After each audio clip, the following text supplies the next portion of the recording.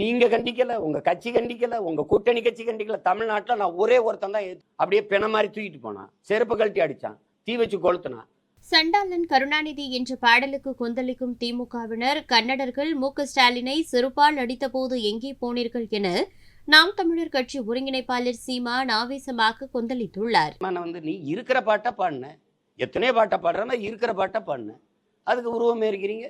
உங்க உருவமே கர்நாடகாவில் இருச்சான், அப்படியே பிண மாதிரி தூக்கிட்டு போனான், செருப்பு கழட்டி அடிச்சான், தீ வச்சு கொளுத்துனான்.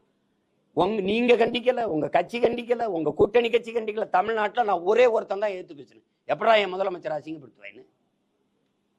ஏன்னா எனக்கு தன்மானம் இருக்கு, சூடு சொரணை இருக்கு, இனமானம் இருக்கு.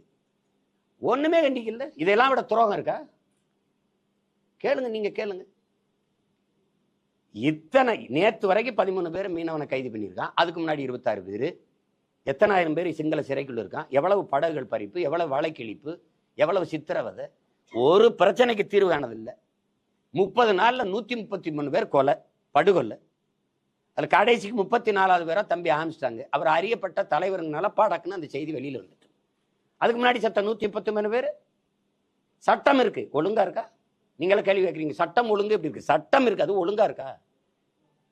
சாராய சாவு எப்படி இருக்கும் நாடு?